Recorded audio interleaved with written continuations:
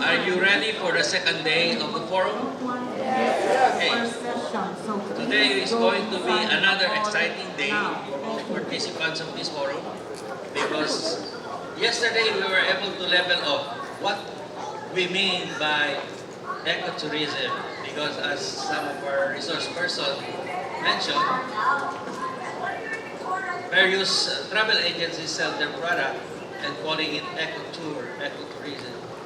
But then it's just simply greenwashing. Now you know the term greenwashing. But you learned from yesterday's session what are the principles of ecotourism and what's really the philosophy behind ecotourism. So today we have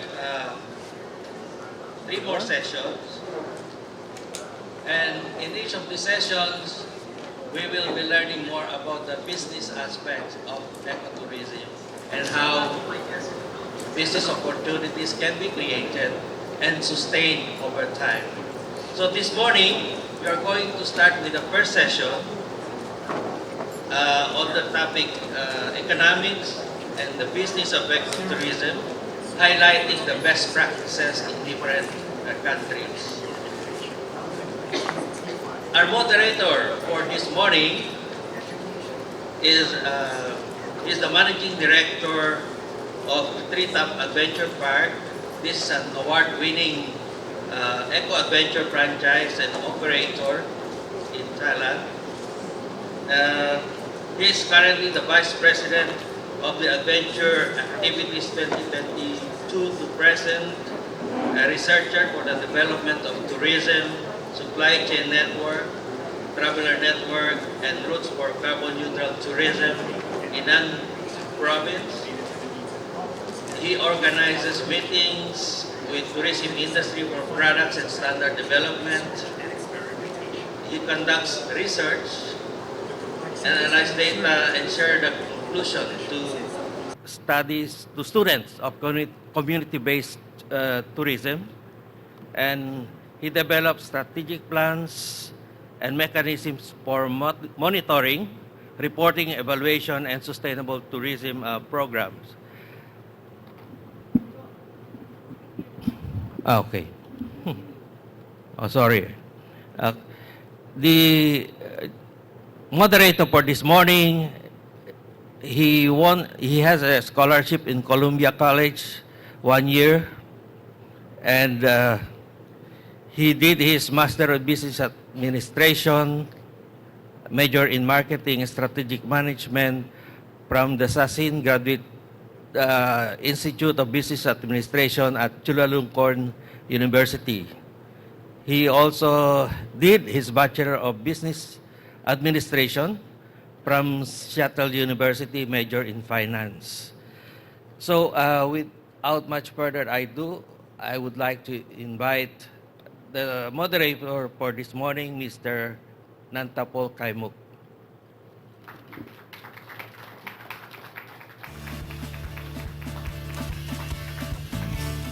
Sawadee Krap and Mabuhay. So it's a great pleasure to be with you all.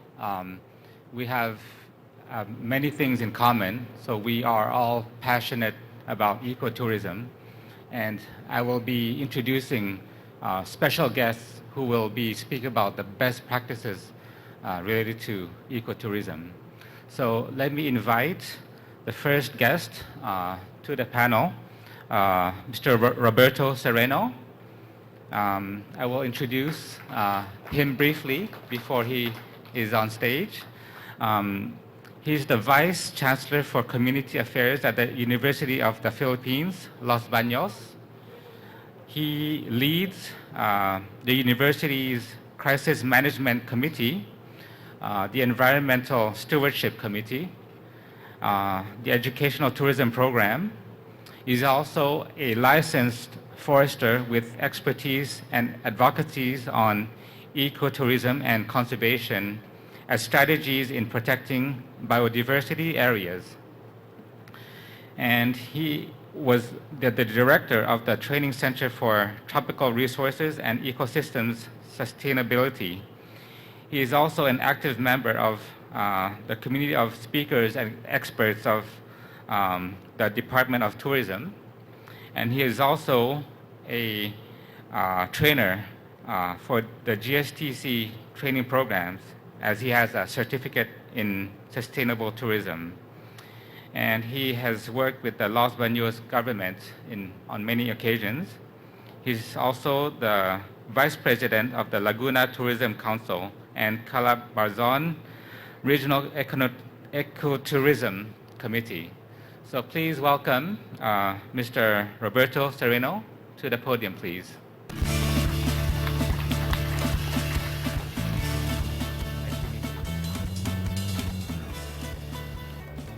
Yeah, right. All right.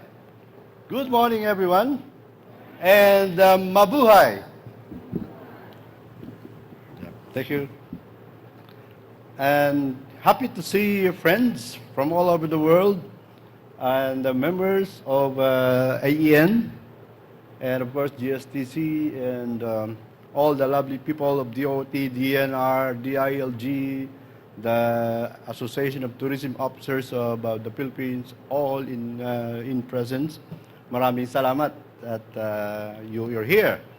All right, the topic assigned to me is about the code of ethics of sustainable ecotourism. There must be some redundancy there. But case study, I will be presenting more about our what we did in Mount Makiling. If you have time, this Saturday or Sunday or the next day, please visit us.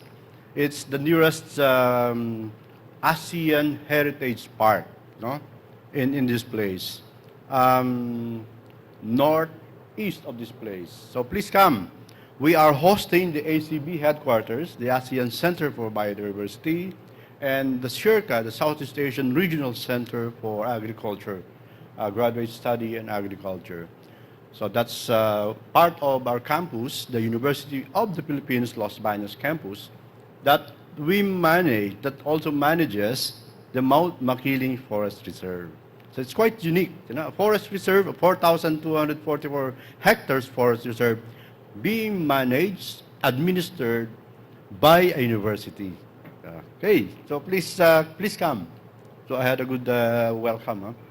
All right, allow me to, in 25 minutes, the ethics, the scope, and rationale, and what's the ethics, what is ethics, and what are the ethics that we should follow on ecotourism, sustainable ecotourism, of course, the SDGs as the overarching goal of ecotourism, and quite some history on how we came up with the Mount Makiling ethics for responsible hiking and camping. And some rundown, all throughout some examples from all over the world on code of ethics related to ecotourism, sustainable tourism, or even rural tourism, and the case study. Hey, and ethics, we always talk of when we are in public service, we are always do ethical standard, the ethical standard. And what is ethics? Actually, ethics defines what is good for the individual and for the society, and establishes the nature of duties that people owe themselves and one another. So that the caring part of the ethics, and it's also the ability to identify, assess, and develop ethical arguments from a variety of ethical positions. Ethical positions could refer to your bias, your attitude, your experience, okay? The organization you are with, or even the advocacy you are with. But we're not going to argue on what is ethics, because the ethic has so many complex dimensions. So I'm not here to argue on what is right and what is wrong. So I'll just show you what's the examples of a code of ethics. And when we say ethics and ecotourism, of course, yesterday I heard there are varieties of definitions that refer to ecotourism, but of course the commonly accepted is kind of a travel, responsible travel to natural areas. That's why when we say ecotourism, it's always involved protected areas or nature that conserves the environment and sustains the well-being of local people. That's also embedded in the Philippine definition of ecotourism contained in the Executive Order 111 when the President of the Philippines declared that ecotourism is a mainstream program of the government. And sustainable ecotourism is envisaged as leading to management of all resources in such a way that economic, social, and aesthetic needs can be fulfilled while maintaining cultural, ecological, and biological systems. Remember this in the WTO documents in 1988. And we always superimpose sustainable tourism, sustainable ecotourism with this criteria. It's a kind of activity, process, program, or a kind of a niche in tourism that minimizes environmental impacts using benchmarks. Okay, that's it. The benchmarks or the criteria improves contribution to local sustainable development. It requires lowest possible consumption of non-renewable resources, sustains the well-being of local people, stresses local ownership, supports efforts to conserve the environment, and of course, it contributes to biodiversity conservation. And ethics and ecotourism, according to Stark, could be there should be an effective integration of both views so that the industry and the resource may be sustained over the long term. Because in ecotourism, we have varying interests. Interests of the government sector, interests of the private sector, the operators, the owners, and of course the tourists. Okay? The tourist as our customer or client in this business. And remember the first time that the WTO, that's in 1997, there was the Code of Ethics and Conduct, the Global Code of Ethics for Tourism. It was a comprehensive set of principles designed to guide key players in tourism development from WTO. It's called for a resolution of the WTO General Assembly in Istanbul, Turkey in 1997, and they came up with a 10-point Global Code of Ethics approved by UNWTO in Chile in 1999, and then later approved by the General Assembly of the United Nations in December of 2001. Okay. Allow me to provide you a summary of the 10-point article of the Global Code of Ethics for Tourism. That's a kind of tourism's contribution to mutual understanding and respect between people and societies. The Article 2 is about tourism as a vehicle for individual and collective fulfillment.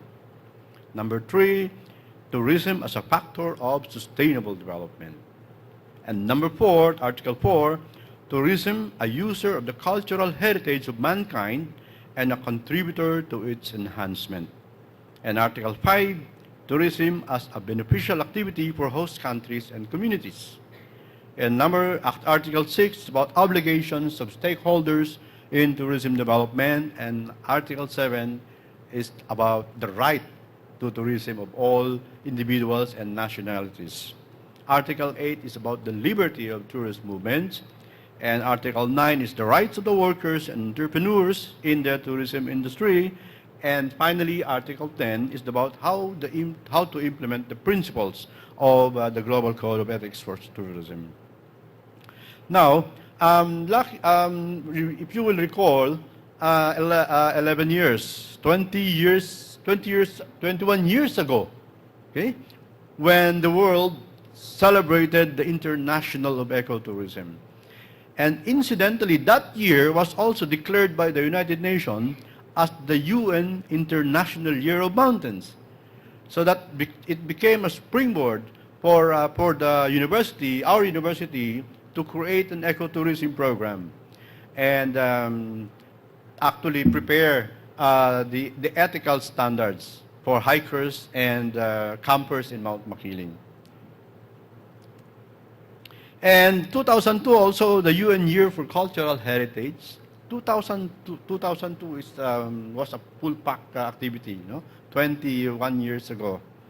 And the World Ecotourism Summit in Quebec in 2002, and then later the World Summit on Sustainable Development in Johannesburg, which addressed sustainable tourism implementation. Actually, there's a chapter 4, protecting and managing the natural resource base of economic and social development. This is the most important chapter in that declaration.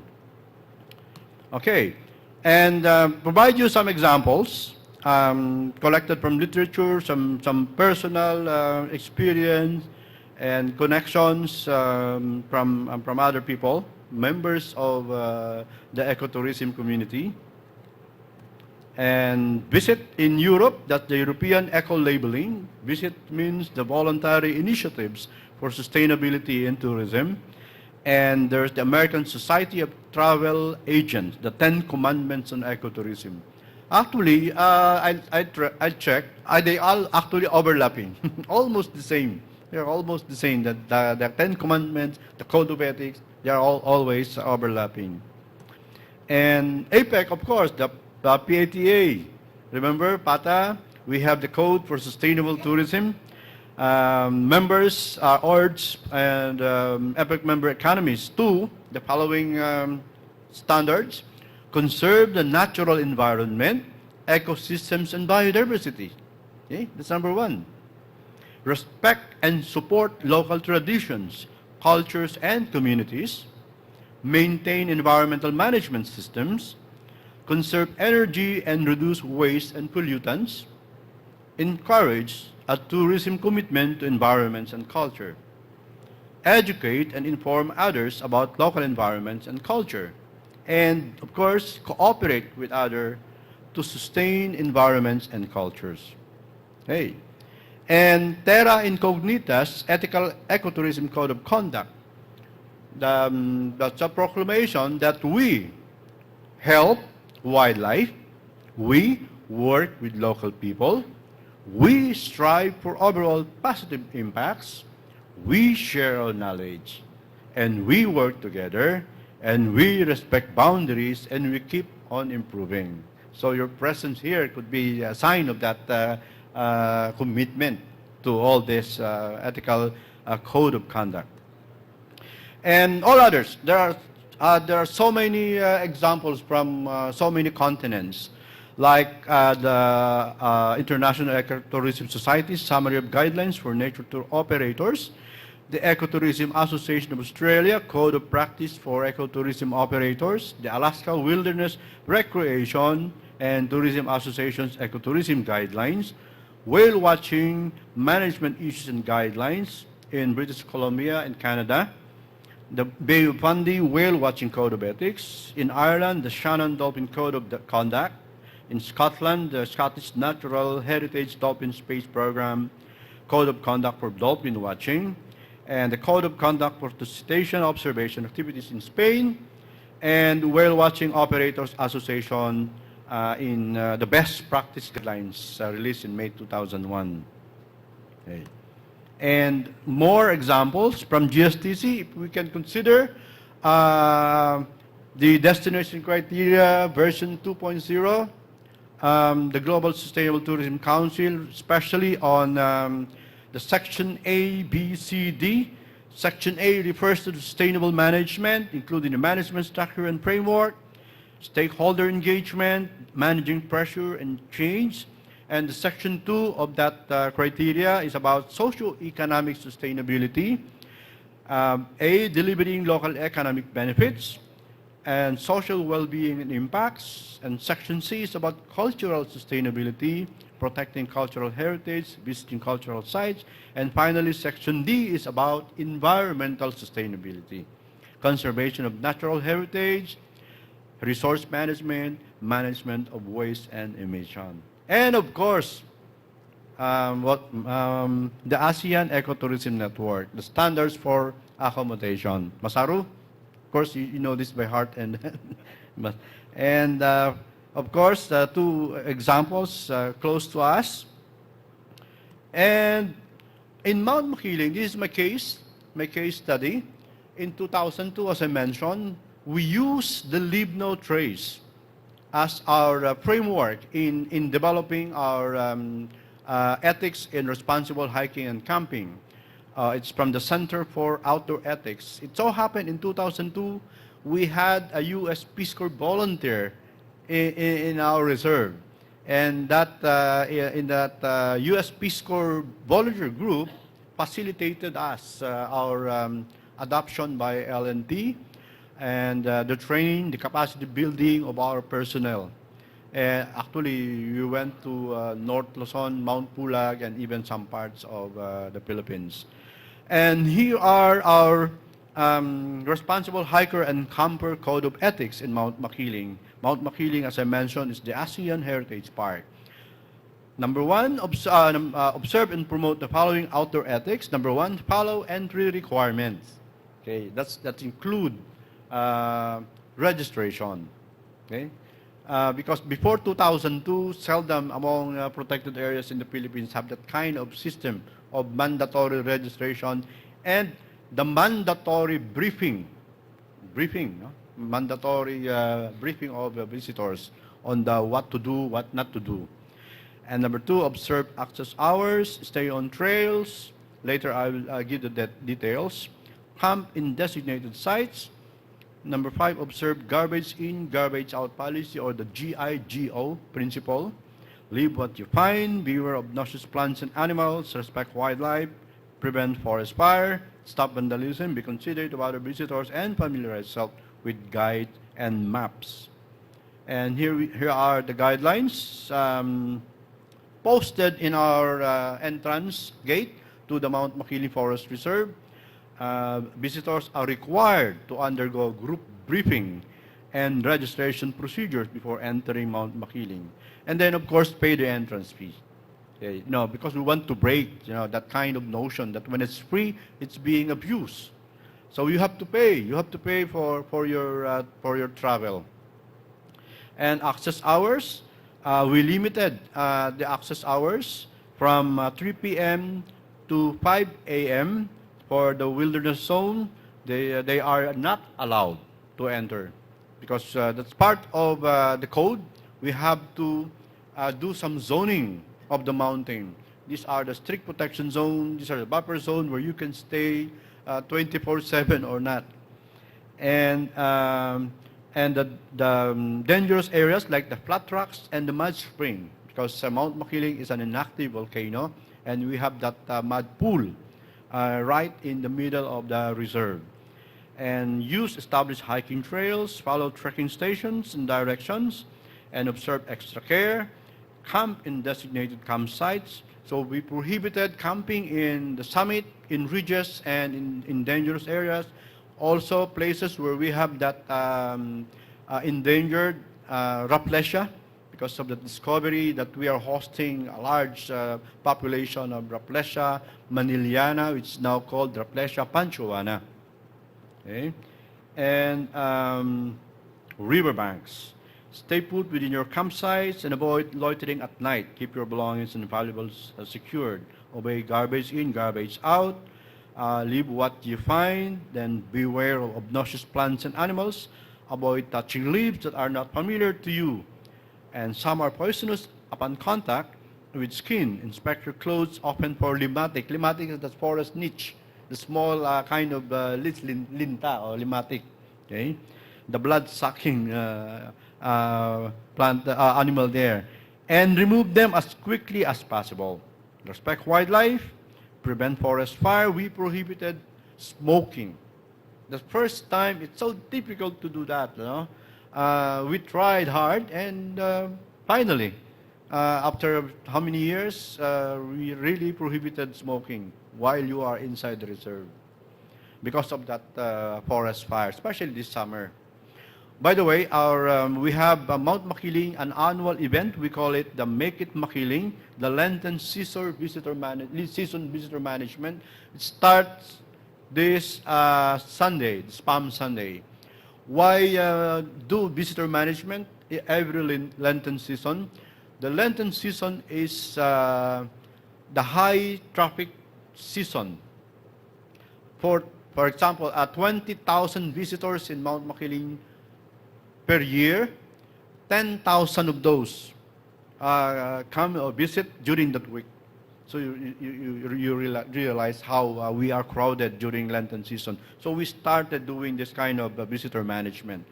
So you are invited to experience Make It Makiling or MIM starting this Palm Sunday to Easter Sunday next week.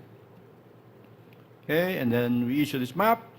And of course, our request, be considerate of other visitors. Let everyone enjoy nature and the outdoors. Take every opportunity to meet new friends. And familiarize yourself with the location map and the guide map. Okay, so the Philippines, not just Mount Makiling, invites you to have more fun. Come visit our protected areas, our sensitive areas by observing the outdoor ethics. Thank you for your attention. To keep in touch, there's my Facebook account, Robbie Sereno, and email me at rpsereno@up.edu.ph. Thank you.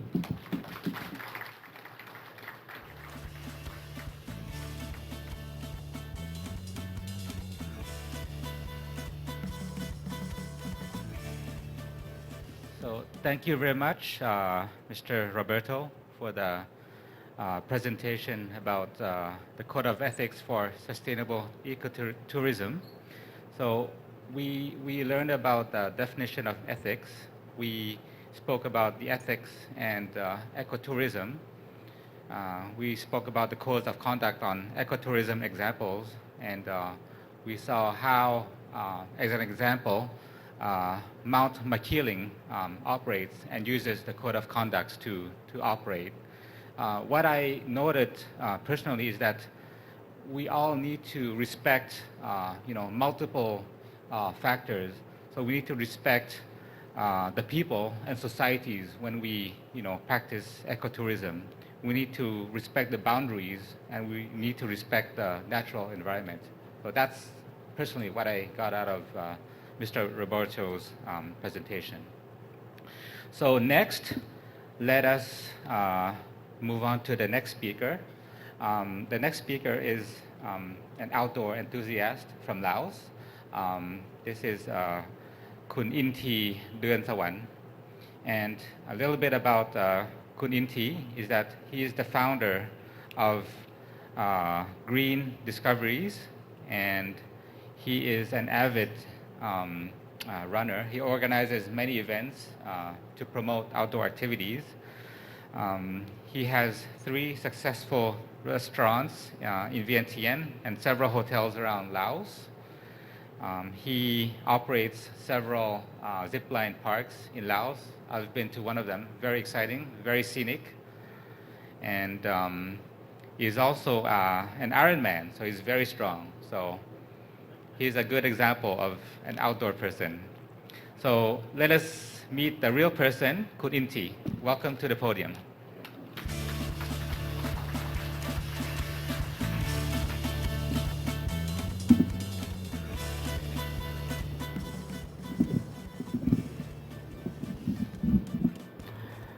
Thank you very much, Mr. Nantapong, for a very good introduction. Yes, Mabuhay. In Laos, it's Sabaydi. It's quite similar to Thai. Thailand is Sawaddi, in Laos, Sabaydi. Actually, Laos and Thailand, our language is very, very similar. We can communicate it quite easily. And very exciting today.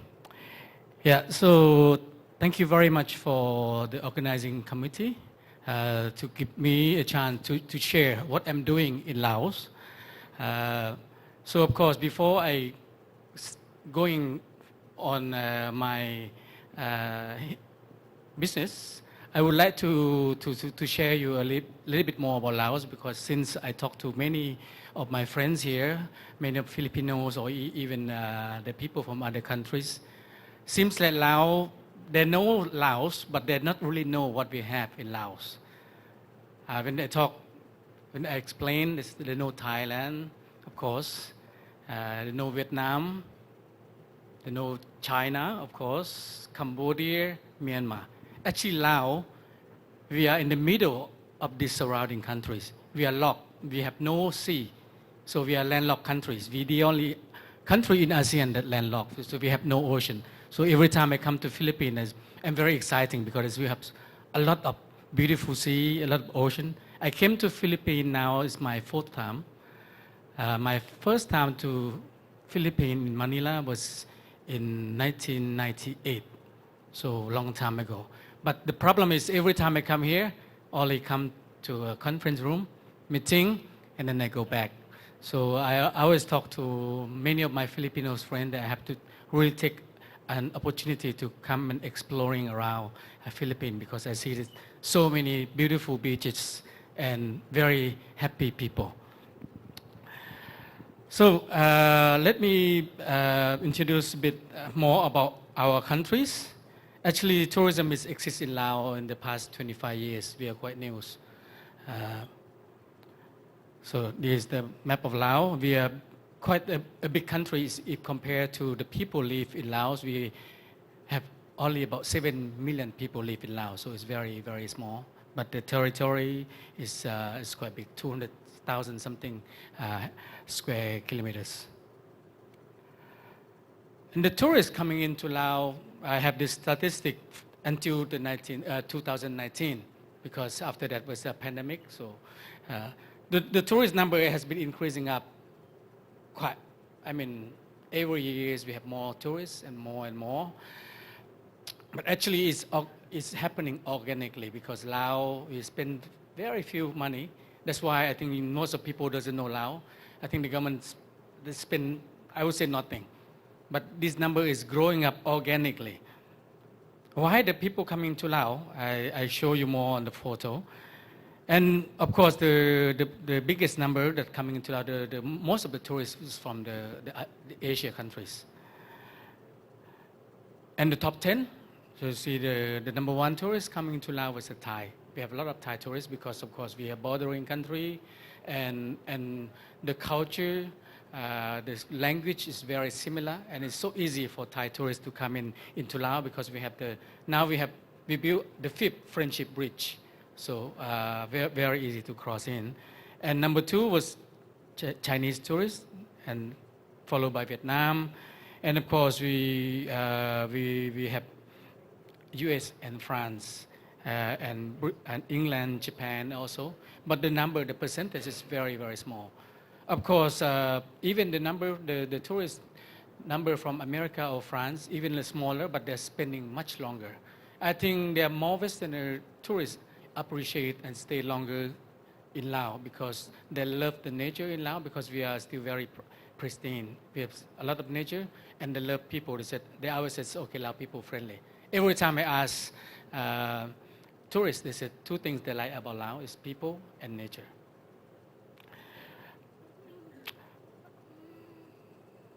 And this Laos, yeah, we have a lot of beautiful landscape. We have close to 30 national parks in Laos, which is still protected. And we have 49 ethnic groups. So each ethnic group speak different language, many culture, from the very north to the south. We are mountain countries, with a lot of mountain in Laos, from north to south. And so far, we have 3 World Heritage. Luang Prabang, I think probably you might heard about Luang Prabang. I think when I talk to many tourists that have been to Laos, they said they like Luang Prabang. Luang Prabang is a World Heritage. Actually, Luang Prabang has been, is the former capital of Laos. But then, because it's in the very north of Laos, so 460 years ago, Laos has moving the city back to Vientiane, where I live now. Luang Prabang is remain the own town. It's a World Heritage. A lot of people knows about Luang Prabang, but not Lao. Luang Prabang also has been voted 3 years in New York Times. It's the best place to visit. And also recently, it's by the Vandellas magazine from UK. And actually Lao, this year in 2023, we are selected as one of the 25 country best place to visit from the National Geographic. Yeah, so it's very good news for us after the pandemic. So the second World Heritage Site is the photo on the top. You see the chart. It's we call a plain of chart, which is just declared as a World Heritage 2 years ago. So the charts still now the researchers still try to figure out why the chart has been built. Some people said it's the purpose is for make a whiskey, Lao whiskey, but I think it's a lot because there's 3,000 charts, so they must have been drinking a lot. It's was 3,000 years ago. But actually, Lao people love drinking, yeah. But I don't think we drink that much. Some people thought maybe it's for the water system, but they found some bone, but in below of the jar. But it's only one, so they said it might not. So they're still working on it, but it's a World Heritage Site in the northeast of Laos.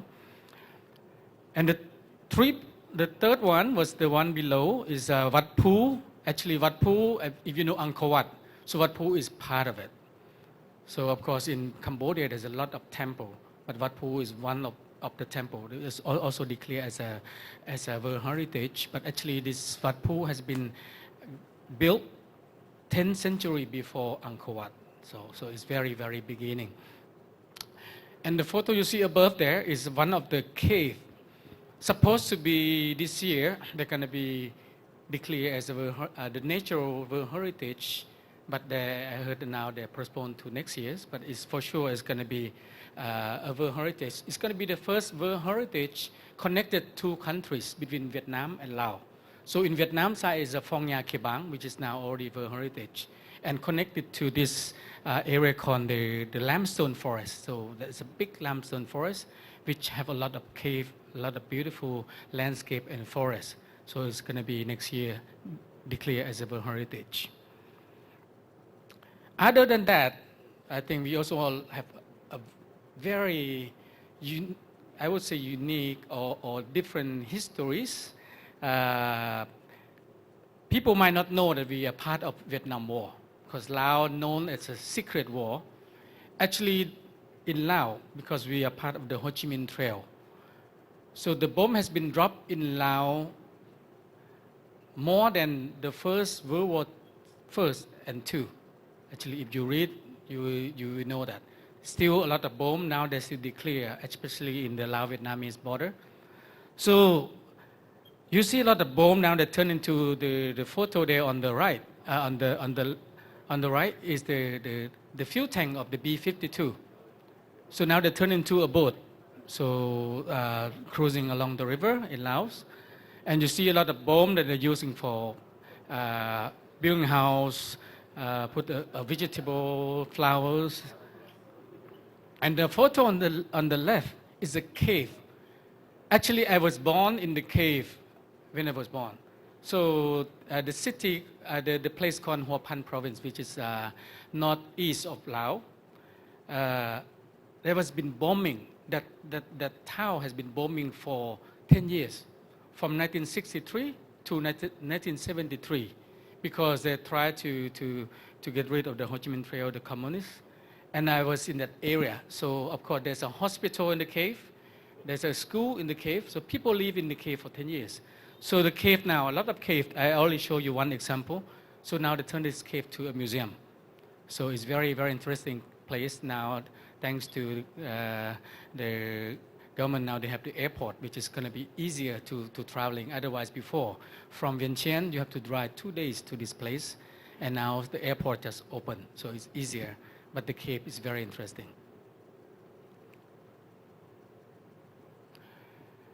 Ecotourism in Laos has been started since 1999.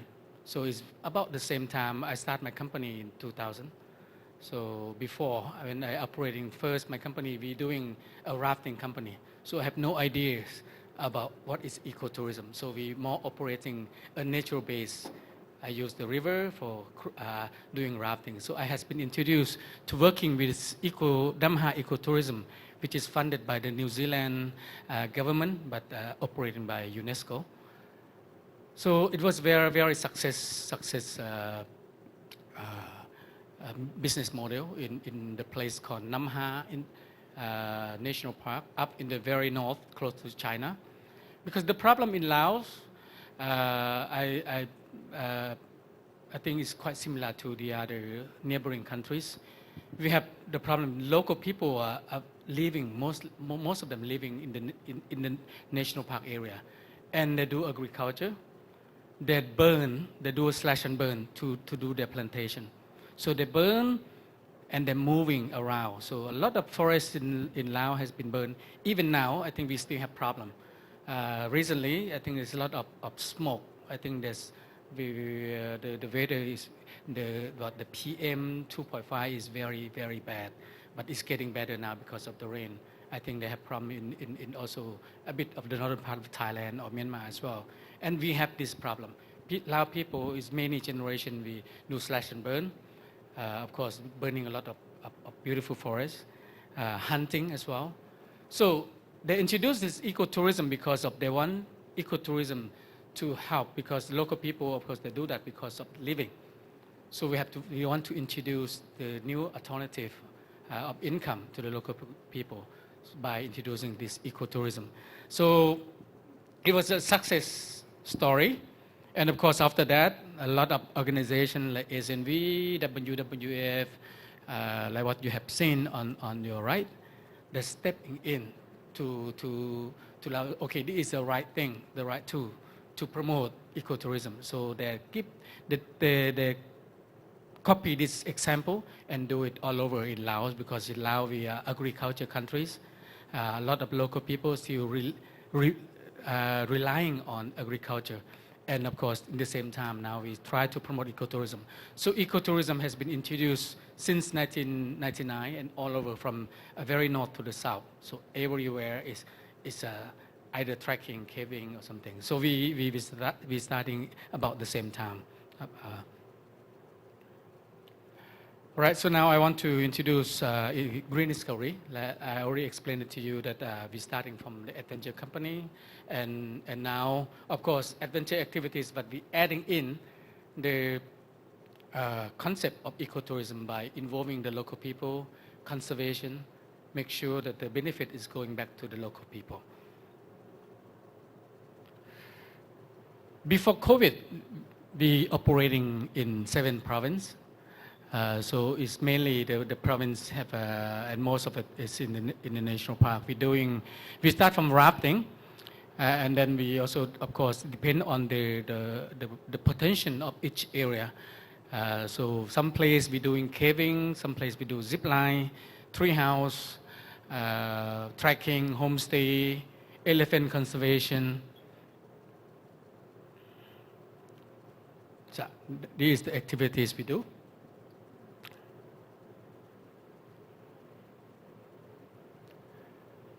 We're now working with more than 2,000 local families, and we run, of course, low impact.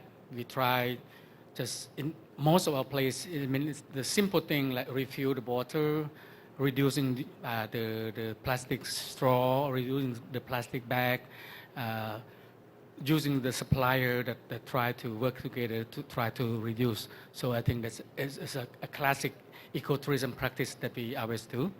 And of course, we use try to use the local material, existing material that they have in the area. So this is first place that before Green Discovery is more on activities that we try to do, like trekking with other people in the national park. And this is the first thing that we start to doing something like a concession, working inside the national park. This national park is down in the south. This southern area is the capital of the Lao coffee. So this place is like very high up in the south, like 1,400 meters. The former volcano, and it's creating a very good noise. And this place is very popular for Lao coffee. We call it a capital of Lao coffee. And of course, in this area, there's a lot of waterfall. There are hundred of waterfall around, and it's like a very rich in terms of biodiversity and then also the water, everything. This place, before we step in, is very few tourists because a lot of waterfall around that area is so easy to access. So of course there are a lot of tourists, a lot of mass tourism go there to see the waterfall 1 or 2 hours and move to the other place. And I found this place is one of the beautiful waterfall in that area, but it takes you 1 full day to doing trekking to the site. And of course the local people try to open this place, but the whole years they not have less than 50 tourists going into that place. So of course they become not so interested. So we stepping in and we create the activities like 2 days and 3 days, start working with them. Of course it's not easy in the beginning because from my experience working with the local people, because local people they are not thinking long term. They work and they want the money today, not tomorrow. So it's very difficult because they're relying on the forest. They're doing cutting, they're doing hunting. To stop them, I have to really prove that I can bring in the tourists, which is mean when the tourists coming in, so the benefit is happening. So that it takes us. This place is very beautiful, and the package we create like trekking, have some canopy walk, and zip line. Because of course there are a lot of zip line in Laos now, but this place is very special because you zip into the national park. We create the zip line that you are sitting in the middle of the waterfall, like 240 meters, having coffee. A lot of them never remember the taste of the coffee, but they remember the experience for the whole life. It's quite scary, but actually it's very beautiful. Yeah. So this place is actually happening very fast. So we can attract very fast the tourists coming in. We maximize the tourists every day is no more than 16 people. So the package is quite popular. So it's going on well.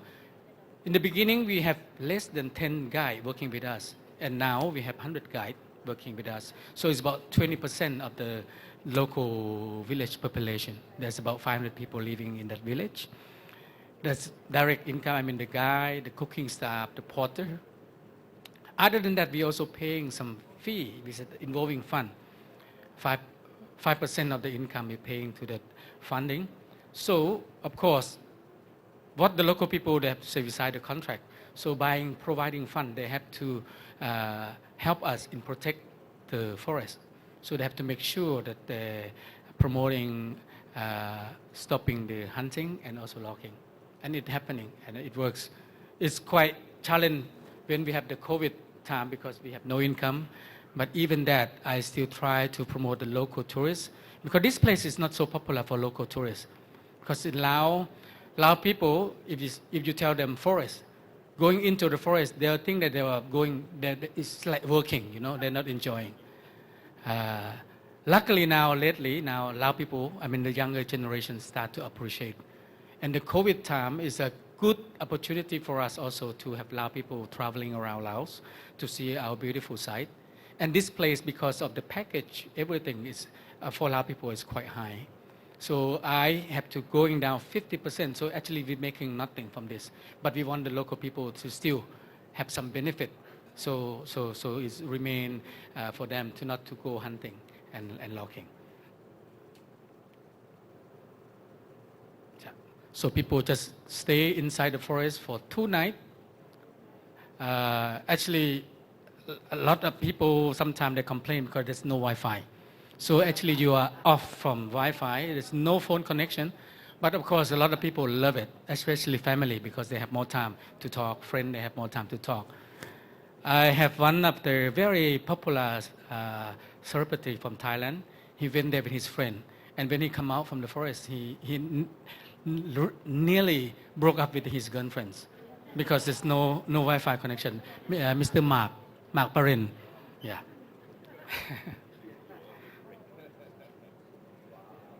And Lao known as the land of million elephant, right? Actually, Lao before was calling Lan Sang. Lan Sang meaning the land of million elephant. But of course nowadays, I mean, if you're talking about the elephant population, we have even less than Thailand, less than many countries of the region. Elephant in Laos before you have to be using for locking. So a lot of people own the elephant, the domestic elephant, and it's more on the locking purpose. Because I mean, when you cut the trees, there's no road to go and take out the tree, the log. So you have to use the elephant. After the government, luckily, declared, I mean, using the decree, the law, that okay, stop logging. So the elephant become no job. So to keep the elephant is very, very expensive. Elephant consume half tons a day. So, I mean, if you have to keep the elephant, it's very, very costly. So, of course, what's happening is they start to selling out. The local people start to sell elephant. Of course, selling out the elephant for domestic, for local people is not, it's okay. It's under the law. But if you're selling out to other country, it's illegal. But people still do. So we was invited to work in Chayaburi province. It's northwest, close to Thailand, to develop some tourist attraction because that province is very close to Luang Prabang. Luang Prabang have many tourists, but Chayaburi have non-tourists. So we're thinking of this because the elephant become big problem. So I said, okay, let's doing this elephant conservation center. So I'm working with my French partner to create this one since 2010. It's very funny because our elephant conservation center is starting with one elephant.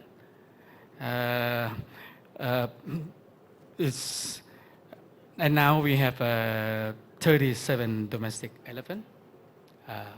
Of course, it's not on our elephant. We can't afford to buy all of that elephant because one elephant costs about $40,000 to $50,000. So we have some elephant was been caught by, I mean, the forestry department because they try to smuggling out the elephant to other countries. We have 13 elephants from the government because they don't have center to take care of. So we're taking care of that elephant.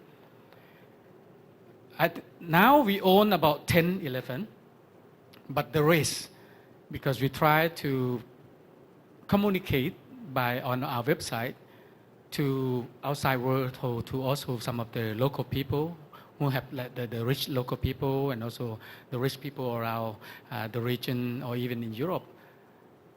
Other than, I mean, I think more than 10 elephants that we keep nowadays is belong to some people in France. Some people live in New York.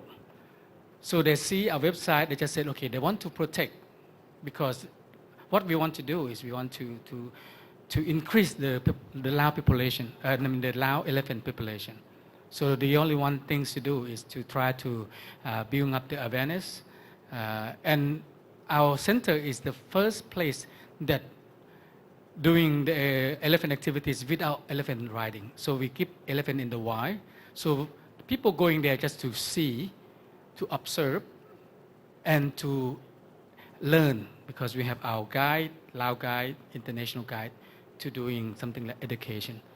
So in the beginning, it's quite challenging because luckily I have my French partner who have good network about this, know about this, how we want to do. So we are the first one, as I said, that doing elephant without riding. And now we are ranking as number one, elephant camp that you have to go.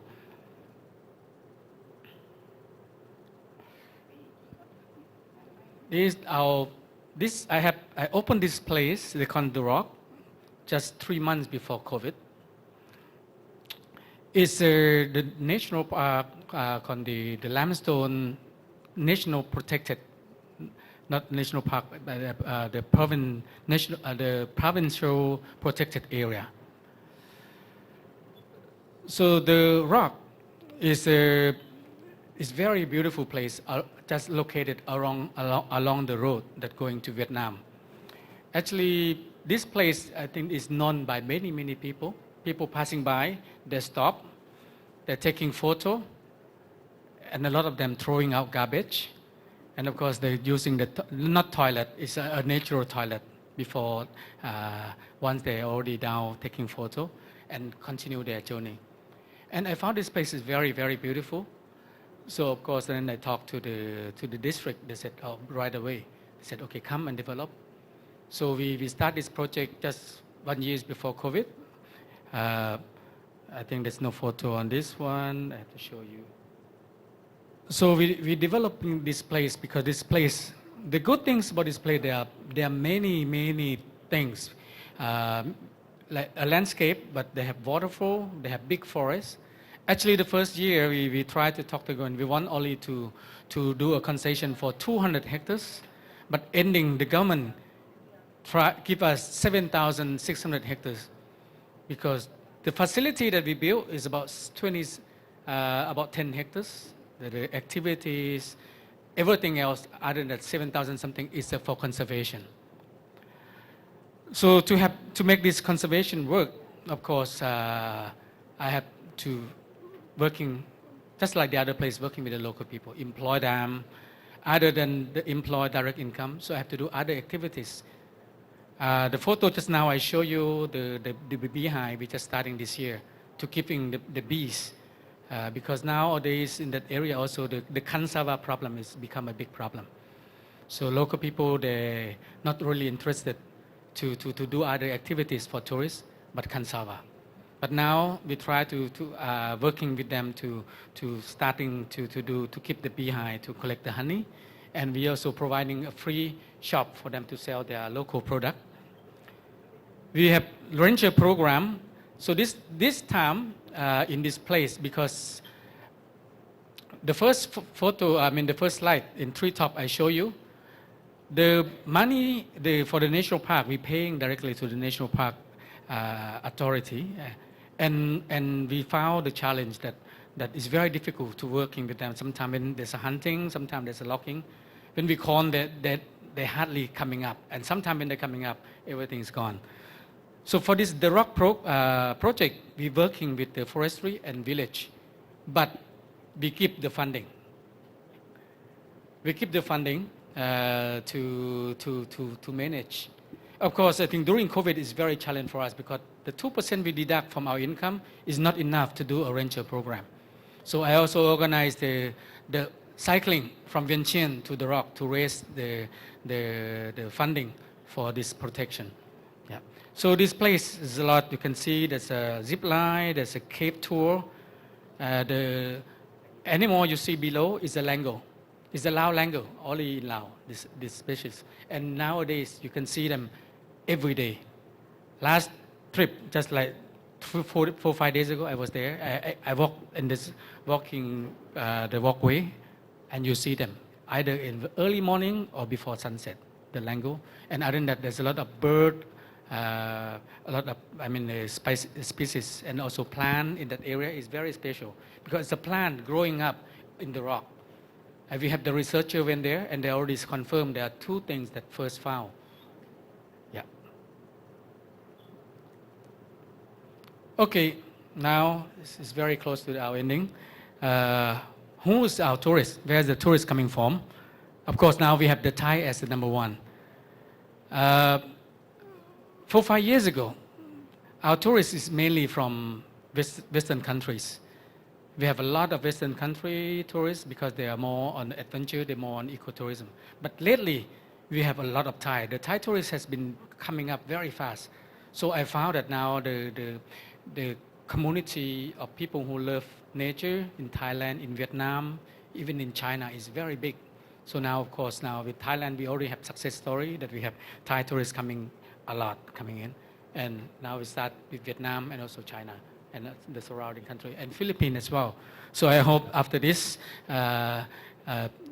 you come and visit Laos. I think if you want to know more, you can also contact my staff, my team, my colleague. Thong Kun, can you stand up? Yeah. So TK, he's in my team, we start together since we start from the very beginning. So thank you very much, Thongkun. And he's still working with me through the COVID time. Yes, so now I'm at the end of my presentation. So thank you very much, and I hope you come and visit Laos one day. Thank you.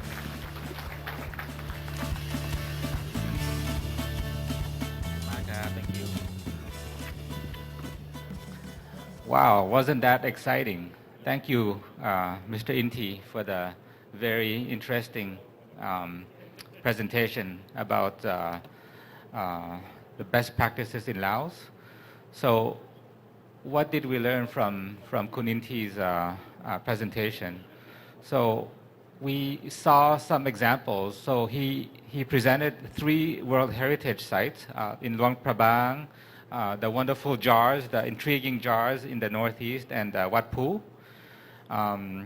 We spoke about what kind of ecotourism activities there are, but most importantly, what are the benefits of ecotourism in doing such businesses in Laos. So what I can see is that for sure there's more employment given to the local people.